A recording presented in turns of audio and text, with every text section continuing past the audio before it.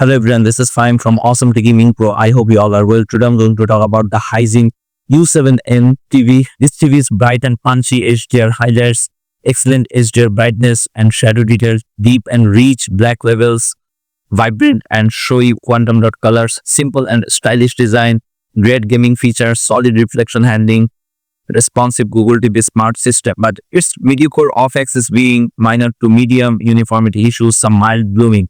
Hisense U7 series epitomizes the value of investing above the baseline. It can sell for around $1,000 for a 65-inch model, but its street price is regularly $800 or less. If you are new in my channel, then please subscribe and press the bell icon for future notifications and upcoming videos. I have another channel named Tech Gaming Villa where I upload similar kind of tech videos like TV comparison, sound system, home theater. You can check and subscribe. The new U7N steps up in some notable ways above the already great U7K, offering slightly higher brightness, better overall backlighting control to deliver deeper black levels alongside quantum dot colors, bursting with vibrancy. It's also got excellent gaming features for its class and an improved Google TV interface for a solid all-round upgrade. You are still dealing with compromises, including throwing the dice on some quality control issues like poor screen uniformity.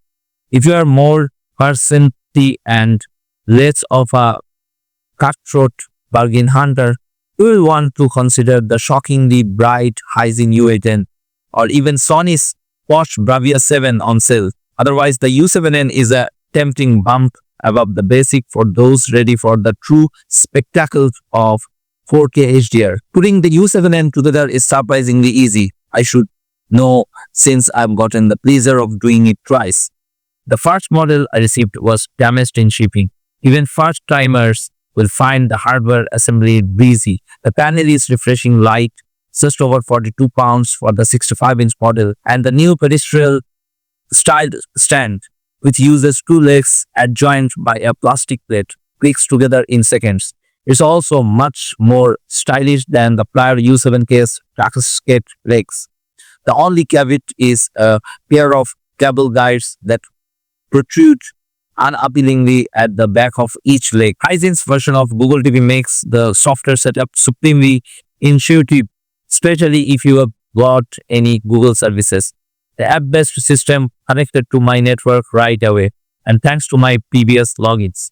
It automatically set up voice assistant matching and used by saved Google passwords to log into some apps. I love using my Google Photos as a screensaver, and it's easy to change the ambient mode later. The interface is pretty responsive apart from a tendency to mute the volume for a second or two when rewinding or fast forwarding. Optimizing the picture quality is more onerous, though it's not too hard once you learn Hisense quirks. As usual, I recommend switching the picture mode to one of the cinema-based options for most content. In HDR, the theater night and filmmaker modes are my favorite, while theater day provides more spark if you have a lot of ambient light. The U7N is among the few TVs in its class bright enough to use Dolby Vision Dark regularly, which I employed for all but the murkiest content even in moderate lighting. I left the local dimming and peak brightness settings on high in all modes, but you can adjust peak brightness later if it's too hot. The TV's optical light sensor, which adjusts screen brightness based on room lighting, is confusing. Most TVs provide a global setting in the ambient light or eco settings, which is I usually turn off for better accuracy, and because I don't like my TV dimming without warning. Hisense builds it into each picture mode rather inconsistently. For example, the settings is off by default in the HDR Filmmaker mode, but on for HDR Filmmaker. Dolby Vision Dark, designed as the most accurate Dolby Vision setting, also has the light sensor on by default. If you like to be in control of your TV's dimming tendencies, you will want to make sure the sensor is off for each mode you use, and make sure to switch each mode from current to all sources.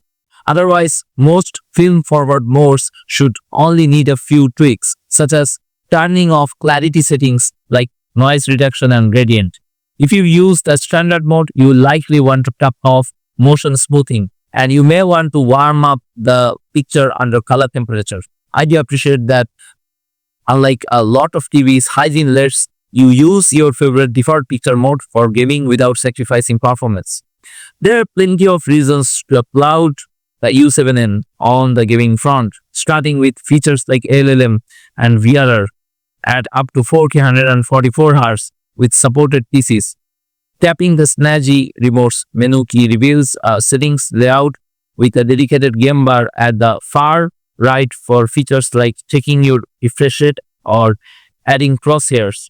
Like most models at this level, only two of the TV's four HDMI inputs support HDMI 2.1 for the most advanced gaming features. But unlike last year's U7K, the HDMI ER port isn't one of them. That means you can connect two next-gen gaming devices without sacrificing the TV's dedicated input for a soundbar or receiver. That's key since the U7N's sound is as weak as I would expect at this price. Dialogue is clear and the TV even supports Dolby Atmos natively, but sound is very localized and gets tinny at both the high and low resistors. Frankly, that's true of nearly every TV I test, and I always recommend consulting our best soundbars or best bookshelf speaker lists. Other handy features include built-in Google Assistant voice search via the remote's microphone key, Google Chromecast and Apple AirPlay streaming, Apple HomeKit and Amazon Alexa, and support for all major HDR formats including HDR10, HDR10 Plus, Dolby Vision and HLG. The U7N's powerful mini LED backlighting and quantum dot colors combine for picture quality that's generally above what you would expect at this price. You will get excellent brightness for sizzling punch in your favorite HDR films and TV shows combined with deep black levels for immersive contrast. Colors are bold and vibrant, pushing 4K HDR natural content to flat-out spectacle and reviving up Blu-rays to near premium heights. Everything looks great on the Panasonic DP UB9000, but I was still a bit shocked at how good my favorite Marvel 4K HDR Blu-rays looked on the Hisense U7N. The space chase scene in Guardians of the Galaxy Volume 2 absolutely sinks with the searing explosions and flashing lights set against the inky depths of space. I almost felt like baby Groot was going to hand me some of his weird space candy as Star-Lord and Rocket argued in the blazing reflections. The TV has a tendency to crush black levels in the deepest HDR corridors, and yet I was impressed by how well it handled ultra-dark scenes like the Mandalorian's Mines of Mandalore. The contrast of Bo-Katan's grieving yellow ray guns in the mines came to life without fully blasting out my eyeballs. It helps that the screen blocks reflections pretty well. Shadow detail is even better in HDR scenes like my Blu-ray. The challenging Voldemort mountain top scene looked great, even in moderate light, while the luminous shield that spread across the castle burst to life. The Hisense U7N isn't half as bright as Hisense gobsmacking 65-inch U8N, which pushes peak highlights near 3000 nits. Its dimming zones also aren't as numerous or accomplished as its pricier sibling, revealing more hallowing and blooming, especially from the off-axis where the TV loses picture quality quickly. Otherwise, you will really only notice blooming in the toughest moments, such as turning on the subtitles on a dark film in a dark room. Unlike last year's U7K, I was able to keep the local dimming on high for optimal contrast without any distracting scene shifts. The Hisense U7N also handles motion and overall picture processing better than last year, turning the motion smoothing to custom and pushing the judder reduction to +1. Did a good job taking most of the distracting stutters out of even tough panning shots. The biggest struggle I encountered over several days was uniformity, sometimes called the dirty screen effect. Using my grayscale test, I found some standout aberrations, including a dim column along the left side that was mostly visible in dark grays or deep reds, though it's generally mild. Otherwise, aberrations included mildly darkened corners and some thin vertical columns, which were only really noticeable when I focused on panning skylines, especially in the video games. It's the kind of thing you may not see unless you go looking for it. It was nearly imperceptible in most things I watched, including sports like soccer and tennis. Even for gaming, unless you are focusing on the sky, you may miss it. I should add that other reviewers seemed to get better results, so it's possible my review model is an exception. In other words, I may have lost the so-called panel lottery, and all TVs at this price will have some form of uniformity issues. Those issues, notwithstanding, the Hisense U7N is an impressive performer, combining with its other whilst for knockout value. You can do better with options like the fiery Hisense U8N, the balanced Roku Pro series, or the premium Bravia 7. Otherwise, I would expect only a few options like TCL's QM7 to provide this much performance might.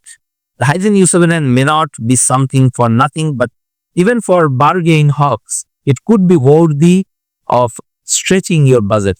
So what's your thought about this Hisense U7N? Please write in the comments below. That's it from now.